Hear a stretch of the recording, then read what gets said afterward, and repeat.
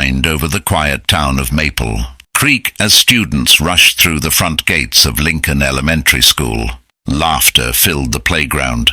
Colorful balloons decorated the hallways, and everyone seemed excited about the special celebration waiting inside. Among all the students, one boy could hardly contain his happiness. His name was Ethan Parker, and today was his 10th birthday. Ethan carefully carried a large box decorated with blue ribbons. Inside was a beautiful birthday cake that his mother had baked before sunrise. The sweet smell followed him through the hallway as classmates gathered around him with smiles and birthday wishes. Everything looked perfect, but Ethan had no idea that this ordinary morning was about to become the most unforgettable day of his life. Before we continue, make sure to subscribe, turn on the bell icon, and join our growing family for more heartwarming stories with surprising twists. And if you enjoy inspiring stories like this one, check the description and join our WhatsApp channel, where even more amazing stories are waiting for you. As Ethan walked toward his classroom, he noticed something unusual near the school fence. A young boy stood alone on the other side of the street. His clothes looked old and dusty. His hair was messy, and he held a small backpack that looked nearly empty. While other children laughed and played, this boy simply watched from a distance. For a moment, Ethan slowed down and looked at him. Their eyes met. The strange boy did not smile. He did not wave. He simply stared at the birthday cake box in Ethan's hands. A cold feeling suddenly ran through Ethan's chest. He had never seen that boy before, and somehow it felt like the boy was waiting for something. The strange feeling stayed with Ethan as he walked into his classroom. Even after sitting at his desk, he could not stop thinking about the boy outside the fence. Every few minutes he glanced toward the window, hoping to see him again, but the boy was nowhere in sight. The school day moved quickly. Teachers wished Ethan a happy birthday, and his classmates excitedly talked about the party planned for lunchtime. The large cake sat safely on a table at the back of the room, covered with a bright cloth. Everyone was waiting for the celebration to begin. When lunchtime finally arrived, students gathered around the cake. Some were talking about which slice they wanted. Others were singing birthday songs before the party had even started. Just as Ethan was about to walk toward the table, he happened to look through the classroom window. His heart skipped a beat. The same boy was standing outside again. He was across the street near the school fence, watching quietly. This time Ethan noticed something he had missed before. The boy was not looking at the playground. He was not watching the students. He was staring directly at the birthday cake. Ethan suddenly remembered something his mother often told him. Sometimes a small act of kindness can change a person's entire day. Without saying a word, Ethan picked up the cake box. His classmates looked confused. "Where are you going?" one student asked. Ethan did not answer. He simply carried the cake out of the classroom, through the hallway, and toward the front gate. Several students followed behind him. Even a few teachers noticed and stopped to watch. When Ethan reached the fence, the mysterious boy looked surprised. For a few seconds, neither of them spoke. Then Ethan slowly opened the box. The colorful birthday cake appeared between them. The boy's eyes widened. Ethan smiled and carefully held the cake toward him.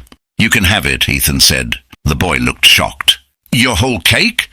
he asked quietly. Ethan nodded. "It looks like you need it more than I do." The boy stared at him for a long moment, as if he could hardly believe what he was hearing. Then something unexpected happened. A small smile appeared on his face. It was the first smile Ethan had seen from him all day. The boy accepted the cake with shaking hands. For a moment he looked down at it silently. Then he slowly raised his eyes toward Ethan, and in a calm voice he said something that made no sense at all. "You helped me before you knew who I was."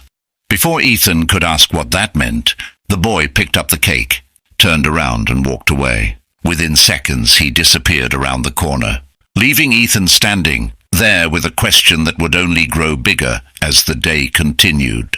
The boy's strange words stayed in Ethan's mind for the rest of the day. "You helped me before you knew who I was." No matter how many times he repeated the sentence in his head, it still made no sense. Who was that boy? Had they met before? Why did he speak as if he already knew Ethan? As the final school bell rang, Ethan slowly walked home. Normally, he would be excited after his birthday celebration, but today felt different. The mystery was growing larger with every passing hour. When he arrived home, his mother, Claire Parker, was waiting for him in the kitchen. "How was your birthday?" she asked with a smile. Ethan sat down and told her everything. He explained how he had given away the cake and repeated the strange sentence the boy had said before leaving. His mother's smile slowly faded. "That is unusual," she said. "Do you know him?" Ethan shook his head. "I've never seen him before." That evening, Ethan's father, Daniel Parker, listened to the story as well. At first, he thought it was simply a random encounter, but even he looked puzzled after hearing the exact words. "Maybe he was trying to thank you," Daniel suggested. "Maybe," Ethan replied. But deep inside, he felt there was something more. Later that night, Ethan sat beside his bedroom window looking out at the quiet street. Everything seemed normal. Cars passed by. Neighbors walked their dogs. The town looked peaceful. Yet he could not shake the feeling that something important had happened. Just before bedtime, he opened his school backpack. A folded piece of paper suddenly slipped onto the floor. Ethan frowned. He was certain it had not been there earlier. Curious, he picked it up. There were no names on the outside. Only one short sentence was written in neat handwriting. "Kindness is never forgotten." A chill ran through his body. He immediately showed the note to his parents. All three of them stared at the message. Nobody knew who had written it. Nobody knew when it had been placed inside his backpack. His father checked the front door and windows. His mother looked through the rest of the bag. There was nothing else, only the mysterious note. That night, Ethan barely slept. Questions filled his mind. Was the note from the homeless boy? How had it gotten into his backpack? And why did it feel like someone was quietly watching events unfold from behind the scenes? The next morning, Ethan woke up tired. He got dressed and headed to school as usual. The note was still in his pocket. As he approached the school entrance, he noticed students gathering near the front parking area. Some were pointing, others were whispering. Teachers were standing outside looking surprised. Then Ethan saw what everyone was staring at. A long black car had just pulled up in front of the school, and whoever was inside seemed to be looking for someone. Ethan stood frozen near the school entrance as the black car came to a smooth stop. The vehicle looked expensive and completely out of place in the small town of Maple Creek. Students whispered to each other while teachers exchanged confused looks. Nobody knew why it was there. A few seconds later, the rear door opened. Two professionally dressed adults stepped out. One was a tall man wearing a dark suit. The other was a woman carrying a leather folder. Their serious expressions immediately caught everyone's attention. Without speaking to the students, they walked directly toward the school building. The crowd watched silently. Ethan felt his stomach tighten. For some reason, he had a feeling this was connected to the mysterious boy. Inside the school, classes had barely started when the principal's voice came over the speaker. "Ethan Parker, please come to my office." The classroom instantly became quiet. Several students turned to look at him. Even Ethan's teacher seemed surprised. Trying to stay calm, Ethan stood up and left the room. As he walked down the hallway, countless questions raced through his mind. What did those visitors want? Had he done something wrong? Was this about the homeless boy? When Ethan reached the principal's office, he saw the two visitors sitting across from the principal's desk. The principal offered him a reassuring smile. "Don't worry, Ethan," she said gently. "They simply want to speak with you." The woman opened her folder and carefully pulled out a sealed white envelope. Across the front was written, "For Ethan Parker." The woman handed it to him. "This belongs to you," she said. Ethan stared at the envelope. "Who sent it?" he asked. The man and woman exchanged a quick glance. Then the man answered, "You will find out soon." That only made the mystery deeper. With nervous hands, Ethan opened the envelope. Inside was a thick card made from expensive paper. His eyes moved across the message. The invitation requested that Ethan and his family visit a private estate outside the city that weekend. No explanation was given. No reason was listed. Only one sentence appeared at the bottom. "This invitation concerns the boy you helped yesterday." Ethan's heart immediately began beating faster. The mysterious boy. The note in his backpack. The strange sentence. Now this invitation. Somehow all the pieces were connected. The principal carefully read the card as well. Her expression showed the same confusion Ethan felt. "Do you know anything about this?" she asked the visitors. The woman politely shook her head. "We were only asked to deliver the invitation." "By whom?" Ethan asked. The man smiled slightly. "Someone who has been waiting a very long time." Before anyone could ask another question, both visitors stood up.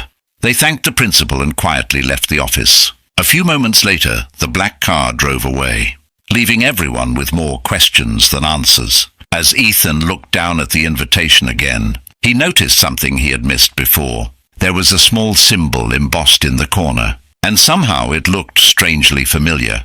Ethan could not stop staring at the small symbol in the corner of the invitation. It showed a simple oak tree surrounded by a circle. The design seemed familiar, but he could not remember where he had seen it before. For the rest of the school day, his mind was completely distracted. His classmates kept asking questions about the black car and the visitors, but Ethan had no answers to give. After school, he hurried home and showed the invitation to his parents. His mother carefully read every word. His father read it twice. Neither of them understood what was happening. "This has to be connected to the boy," Ethan said. Daniel nodded slowly. "It certainly looks that way." Then Claire suddenly froze. "What is it?" Ethan asked. She pointed toward the symbol. "The oak tree." "You recognize it?" Ethan asked. "I think I've seen it before," she replied. "Years ago, in one of your grandfather's old photo albums." The room immediately became quiet. Ethan's grandfather, Thomas Parker, had passed away years earlier. He had always been known as a kind and generous man throughout the town. Curious, the family went to the attic and searched through several old boxes. After nearly an hour, Claire found a dusty photo album. They carefully turned the pages. Birthday parties, family vacations, school events. Then suddenly Ethan's father stopped. "There," he said. Everyone leaned closer. On one page was an old photograph showing Thomas Parker standing beside a younger man. In the background was the exact same oak tree symbol. Ethan stared at the picture. "Who is that man?" he asked. Daniel shook his head. "I don't know." The photograph had no names written on it, only a date from many years ago. The mystery was becoming even stranger. Saturday finally arrived. At exactly 10 o'clock in the morning, a black car appeared outside the Parker family's house. The same two visitors stepped out. This time, Ethan, Claire, and Daniel were ready. The drive lasted nearly an hour. As the town disappeared behind them, the roads became quieter. Large trees lined both sides of the highway. Nobody spoke much during the journey. The anticipation continued to grow. Finally, the car turned through enormous iron gates. Ethan looked out the window and gasped. Ahead stood a beautiful estate surrounded by gardens, fountains, and tall oak trees, and above the main entrance was the same symbol from the invitation. The car stopped. A staff member opened the door. "Welcome," he said with a warm smile. Ethan stepped out and looked around. Everything felt carefully planned, almost as if someone had been expecting him for a very long time. The family was guided through the grand entrance hall. At the end of a long corridor stood a pair of large wooden doors. The staff member slowly opened them. Ethan's eyes widened. Inside the room stood the mysterious boy from outside the school fence. But this time he was dressed neatly and smiling, and beside him stood an elderly man, who seemed very pleased to see the Parker family arrive. For several seconds nobody in the room spoke. Ethan could hardly believe what he was seeing. The same boy who had stood outside the school fence in worn clothes was now standing in a bright room, wearing clean clothes and polished shoes. He looked completely different, yet there was no doubt it was the same person. The boy smiled warmly. "Hello again, Ethan." Ethan blinked in surprise. "You are not homeless?" The boy gently shook his head. "No, I'm not." The answer only created more questions. Before Ethan could ask another one, the elderly man stepped forward. He appeared to be in his 70s, but his posture was strong and confident. His eyes showed kindness, and his smile carried a sense of wisdom. "My name is Richard Bennett," he said. "Thank you for coming." The Parker family politely greeted him. Richard then looked at Ethan. "I have wanted to meet you for several days." Ethan frowned. "Why?" Richard glanced toward the boy. My grandson, Noah, helped me with something very important. Ethan looked at Noah. The boy from the school? Noah nodded. Richard invited everyone to sit down. Once they were comfortable, he began explaining. Several weeks earlier, he had started a project designed to study human kindness. He wanted to understand how people reacted when they saw someone who appeared to need help. Noah had volunteered to participate. Many people had passed by. Some had looked away. Others had ignored him completely. A few had shown concern but continued walking. Then came Ethan. The room became quiet. Richard smiled. You gave away your entire birthday cake. Ethan looked down. I just wanted to help. Richard nodded slowly. That is exactly why we are here.